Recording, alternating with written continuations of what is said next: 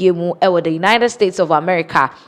Nano adaya ne beto dwa se Frederick Kumi aka Abu Trica ade asabre de wo extradite no akopiemu ewo the United States of America.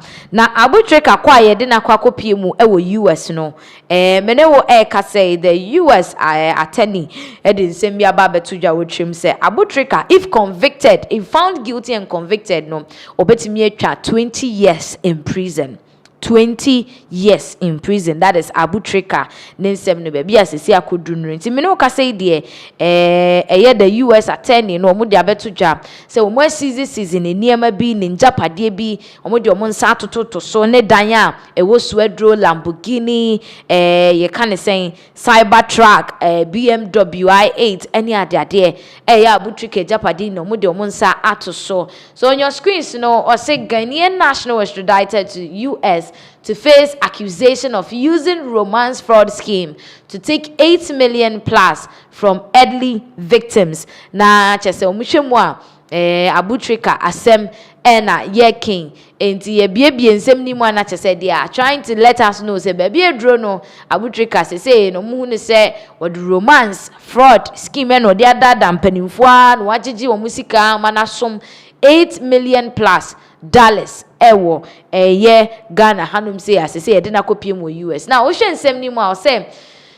Cleveland 31-year-old Ghanaian national was extradited from the Republic of Ghana to face charges that involve defrauding more than 80 elderly victims out of more than $8 million into omuchema enipa bako edu watwe 80 na umususu se Abu Trica adada wo mo agigi wo musika manasom 8 million plus US dollars.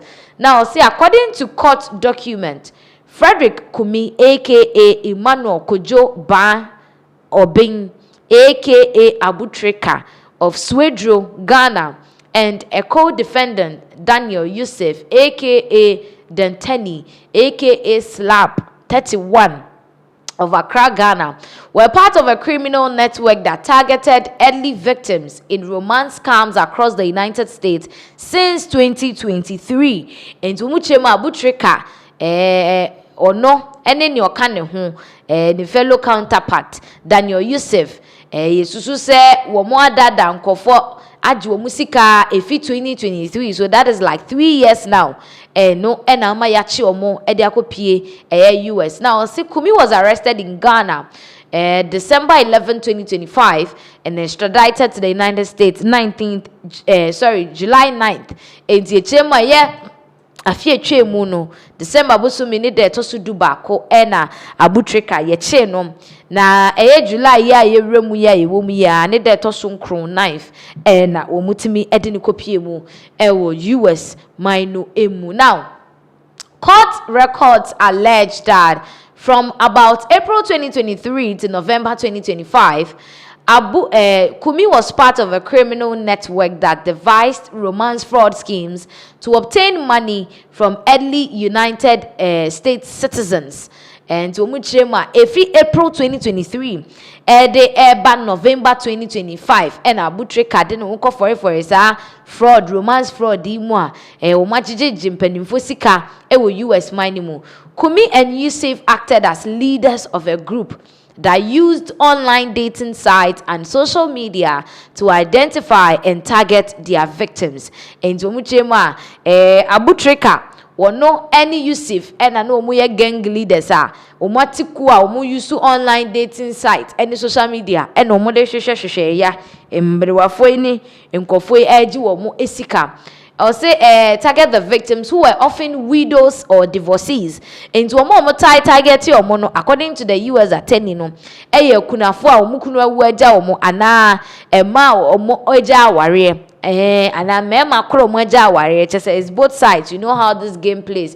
Now Kumi employed advanced techniques including AI-driven video platforms to engage with the victims and their fictitious female personas. Into much AI ya be abeboa papa and no na Abu Trica wo use anache say wo de aye no so oba no ne ebinumu ne client ne nkokurafo bi edi nkomo Now, say others involved in the deception leveraged Ghanaian associates to communicate directly with victims via encrypted apps and by phone. Into a chema, quite be so almost so saying, AI krana omutimi ma maybe no masesa wo money through the internet ni ade no money nkofo akasa or apps any phone so to maintain the false identities used to facilitate the fraud. After being misled by false stories or gold or diamond inheritances, the victim sent money via wire transfer to financial accounts controlled by conspiracy members. Into muchem dia na chese eya na afi omo kasa dru ba bia na omo de ntro afrafra mu na gold ni diamond na japade ni ade ni e de awe omo na afi enkukurafo yi asa ni omo sika yi de ama the people in question. Now, so portions of the funds were further provided to co-conspirators in Ghana and elsewhere.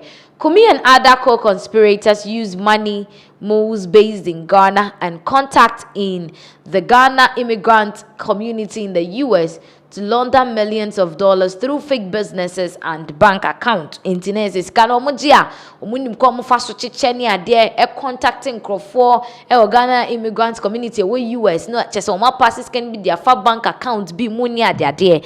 Kumi allegedly used his ill-gotten gains to acquire luxury vehicles and other items of value. Assets seized by international law enforcement partners included a mansion in Ghana.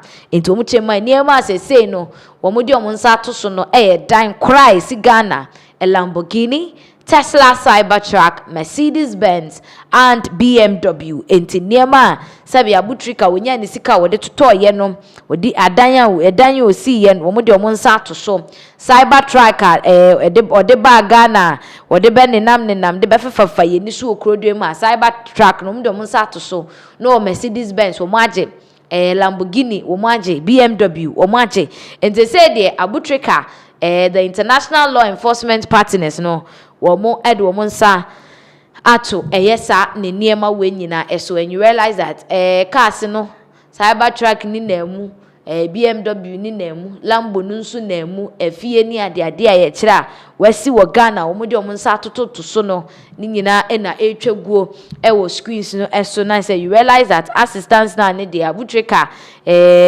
ni ti anye yie na ye convict no ni ye kase asem no ye bua ne for wo ho dia na say straight up 20 years na wakwa akose. Now, Osikumi has been charged with conspiracy to commit wire fraud and money laundering conspiracy. Additionally, his ill-gotten gains are subject to forfeiture. Kumi faces up to 20 years imprisonment. Inti said na me Canada no say ya kwadu idea bono no conspiracy to commit wire fraud, any money laundering conspiracy. Afe nso ne niema na ye de omode omunsa aka no Lamborghini ne Cybertruck ni fie no ni ade BMW ni Mercedes-Benz no ye kase forfeiture ne say ade ni ye je mu ese ne busuafo krampo entimi nya access to it and ni ti anye year 20 years we betwa a prison.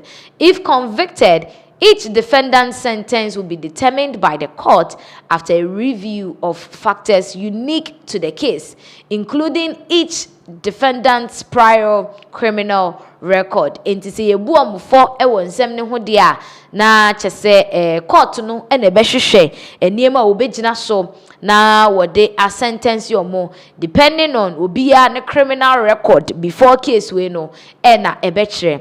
If any, his role in the offense and the characteristics of the violation. In all cases, the sentences will not exceed the statutory maximum, and in most cases, it will be less than the maximum. It is saying you said the maximum sentence will be to me 20 years. And I said no mubu dia and yes, either say was 20 and 20 no, and I say be lesser than the 20 years no. An indictment is only a charge and is not evidence of guilt. Each defendant is entitled to a fair trial in which it is the government's burden to prove guilty beyond a reasonable doubt. Into muchema chide ya chill now so chia ya chill no and no enchire say wudi for e wasem no kopem se ye betena se ne ye bebobo ho ye be trials no be wie no e na be kire e na afi nso no mugitumu se each defendant bi onipa bi asebe abutrika o se ya abutrika se ye useful se hwanya o wo mo e deserve fair trial se ebe ma no kredi aye adwuma e wo mo e trial no emu ntie ya aban no na de so aso obetimi aye de wo so ye bia se de be ya amobetimi ache se nokre se kwadu aye de ebo wo mo no wo mo edi fo e wa asem ne ho anase wo mo edi bem e wa asem ne ti se me ne o ka se de abutrika ne nsem no baby akeka kwakodro ene say he is likely to serve a year 20 years if convicted and found guilty ewo ensem ne ho 20 years or less. And so we are hoping say o ma September no ye metina nsem no so na afa ye hu baby a ensem no ebeko akowiewie update bi ebebia no ye de ebema ahwefo